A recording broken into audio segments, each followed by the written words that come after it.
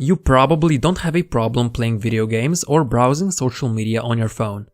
In fact, I have no doubt you could sit in front of a screen and do both of those activities for 2 hours or even longer without breaking your concentration. But what about half an hour of studying? Oof, that might be too hard. How about working on your side business for another hour? Doesn't sound too appealing. Even though you logically know that studying, exercising, building a business, or something equally productive will bring you more benefits in the long run, you still prefer watching TV, playing video games, and scrolling through social media. One might argue that it's obvious why. One activity is easy and doesn't require much effort, while the other activity is difficult and it requires you to apply yourself. But some people seem to have no problem studying, exercising, or working on their side projects regularly. Which begs the question, why are some people more motivated to tackle difficult things? And is there a way to make doing difficult things easy? To answer this question, we need to look at this brain neurotransmitter, dopamine. Dopamine is often considered a pleasure molecule. But that's not quite what it does. Dopamine is what makes us desire things, and it's that desire that gives us the motivation to get up and do stuff. If you're not sure how powerful dopamine is, let me introduce you to a few experiments neuroscientists did on rats. The researchers implanted electrodes in the brains of rats. Whenever the rat pulled a lever, the researchers stimulated the rat's reward system in the brain. The result was that the rats developed a craving so strong they kept pulling the lever over and over for hours. The rats would refuse to eat or even sleep. They would just keep pressing the lever until they would drop from exhaustion. But then the process was reversed. The researchers blocked the release of dopamine in the brain's reward center. As a result, rats became so lethargic that even getting up to get a drink of water was not worth the effort. They wouldn't eat, they didn't want to mate, they didn't crave anything at all. You could say that the rats lost all will to live. However, if food was placed directly in their mouths, the rats would still eat and enjoy the food. They just didn't have the motivation to get up and do it themselves. You would think that it's thirst or hunger that motivates us to get food or water. But there's also dopamine that plays a key role here. Those rat experiments might be extreme cases, but you can see similar effects dopamine has in humans and in our daily lives. In fact, your brain develops priorities in large part based on how much dopamine it's expecting to get. If an activity releases too little dopamine, you won't have much motivation to do it. But if an activity releases a lot of dopamine, you'll be motivated to repeat it over and over. So, which behaviors release dopamine? Any activity where you anticipate there's a potential reward releases it. But if you know there are no immediate rewards with the behavior, your brain won't release it. For example, before you eat comfort food, your brain releases dopamine because you anticipate that the food will make you feel good, even if it actually makes you feel worse. That's because your brain doesn't even care if the high dopamine activity is damaging to you. It just wants more of it. A stereotypical example would be someone who's a drug addict. He knows that what he's doing is not good for him, but all he wants is to get more of that drug. Besides getting you high, cocaine and heroin release unnatural amounts of dopamine, which in turn makes you crave them even more. Of course, it has to be noted that nearly everything releases some amount of dopamine. Even drinking water when you're thirsty does. But the highest dopamine release happens when you get a reward randomly. One such example is playing on a slot machine in a casino. Even if you've only been losing money until that point, you eventually expect to get a bigger reward. You just don't know when it could happen. And in today's digital society, we are flooding our brains with unnaturally high amounts of dopamine on a daily basis, even if we don't know it. Some examples of high dopamine behaviors include scrolling through social media websites, playing video games, watching internet pornography, etc. We anticipate some sort of reward with each one of those behaviors. That's why we're constantly checking our phones. We expect to see a text message or some other notification, and we know that eventually we're going to receive it. We're becoming like those rats pulling the lever trying to get a new dopamine hit. And you might think, oh, so what? It's not like it's harming me in any way. But you would be wrong. Our bodies have a biological system called homeostasis. It means that our body likes to keep internal physical and chemical conditions at a balanced level. Whenever an imbalance occurs, our body adapts to it. Let me give you an example. When it's cold outside, our body temperature falls. As a result, we start shivering to generate heat and warm the body. However, when it's hot outside, our body temperature rises, and we start sweating to lose some of that heat. Essentially, our body is looking to maintain temperature of around 37 degrees Celsius or 98 degrees Fahrenheit no matter what. But there is another way homeostasis manifests itself, and that is through tolerance. For example, someone who rarely drinks alcohol will get drunk really fast. But someone who drinks on a regular basis will have to drink more alcohol because their body has developed a tolerance to it. Essentially, it takes more and more alcohol to make them drunk because they've become less sensitive to its effects. And it's not much different with dopamine. Your body tries to maintain homeostasis, so it downregulates your dopamine receptors. Essentially, your brain gets used to having high levels of dopamine, and those levels become your new normal. Thus, you develop a dopamine tolerance. This can be a huge problem because the things that don't give you as much dopamine don't interest you any longer. And it's much more difficult to motivate yourself to do them. They feel boring and less fun because they don't release as much dopamine compared to the things that do release it in high amounts. That's why people tend to prefer playing video games or browsing the internet compared to studying or working on their business. Video games make us feel good and comfortable as they release a lot of dopamine.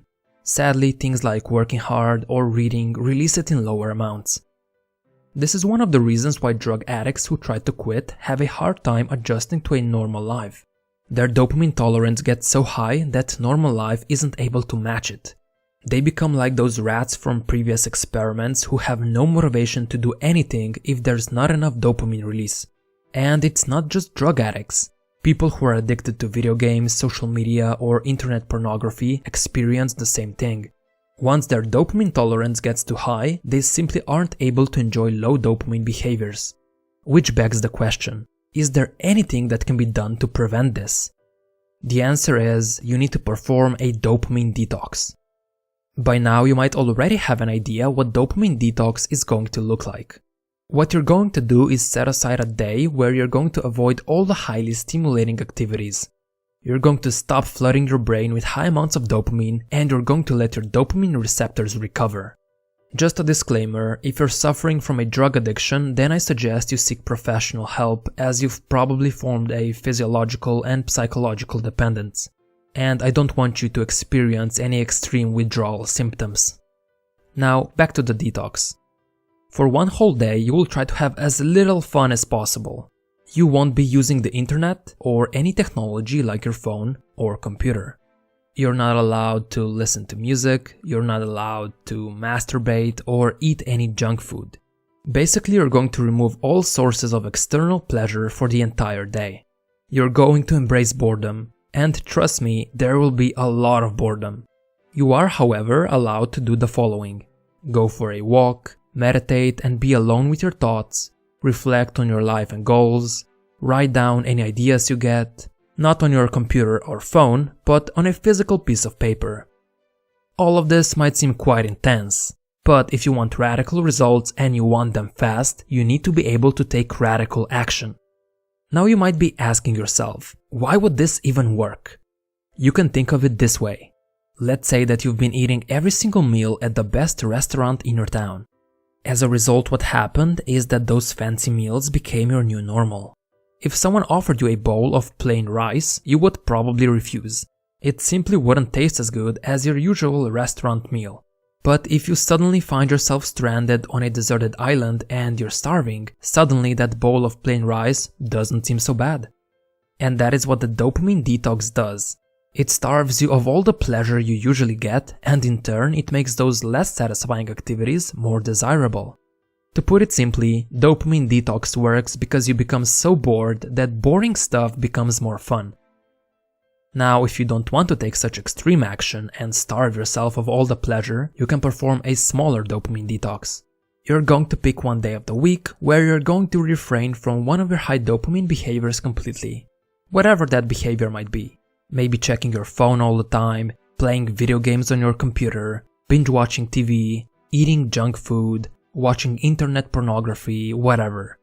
And from now on, every single week for one whole day, you're going to avoid that activity. You can still do other things, but the behavior you pick is off limits. Yes, you will feel slightly bored, but that's the point. You want to let your dopamine receptors recover from the unnaturally high dopamine that's been flooding your brain. And boredom is going to propel you to do other things that day. Things that you would normally put off because they don't release as much dopamine. And because you're bored, it's easier for you to do them. Of course, avoiding high dopamine behavior once in a while is good. But ideally, you should avoid those behaviors altogether, or at least as much as possible. Instead, you want to connect more dopamine to the things that will actually benefit you. And what I found is that your current high dopamine activities can serve as an incentive to pursue things that actually give you those long-term benefits. In other words, you could use your high dopamine activity as a reward for completing difficult work. And this is exactly what I do myself. I track all the difficult, low dopamine work I do. Cleaning my apartment, practicing the piano, reading books, doing some sort of exercise, creating these videos, etc. After I'm able to get a certain amount of work done, I reward myself with some amount of high dopamine activity at the end of the day. The key words here are after and at the end of the day. If I indulge in high dopamine behavior first, then I'm not going to feel like doing the low dopamine work. I'm simply not going to be motivated enough. So I always start with the difficult things, only then I allow myself to indulge in high dopamine activities. To give you an example, for every completed hour of low dopamine work, I reward myself with 15 minutes of high dopamine behavior at the end of the day. That means that for 8 hours of low dopamine, I allow myself roughly 2 hours of high dopamine behavior. Of course, these are my ratios. You can tweak them to your liking. Also, it has to be noted that if you're addicted to something that's damaging to your health, then you don't want to treat that behavior as a reward. Instead, find a different reward that's not as damaging. One that you still think is worth the effort. And if you're wondering what my guilty pleasure is, it's the internet. I can easily get lost there for hours without doing anything else. That's why I have this system. It's so I'm able to control my addiction. But make no mistake, even with this system, I still plan days where I abstain from high dopamine activities completely. To conclude this video, I want to say that it is possible to make doing difficult things feel easier. But when your brain is getting so much dopamine all the time, you won't be as excited about working on something that doesn't release much of it. That's why you might want to limit your phone and computer usage along with other high dopamine releasing behavior. And I can tell you that it's definitely worth it. So if you have motivation problems, start dopamine detoxing your brain as soon as possible. Separate yourself from the unnaturally high amounts of dopamine, or at least expose yourself to it far less frequently. Only then will normal, everyday, low dopamine activities become exciting again, and you'll be able to do them for longer. We are all dopamine addicts to a certain extent. And that's a good thing, because dopamine motivates us to achieve our goals and improve ourselves. But it's up to you to decide where you're going to get your dopamine from. Are you going to get it from things that don't benefit you? Or are you going to get it from working on your long-term goals? The choice is yours. If you enjoyed this video, I would really appreciate if you would gently tap the like button. It helps out my channel a lot, as the almighty YouTube algorithm sees that people like these kinds of videos and it shows my content to a bigger crowd. This allows more people to start improving their lives. As always, thanks for watching, and I hope this video made you better than yesterday.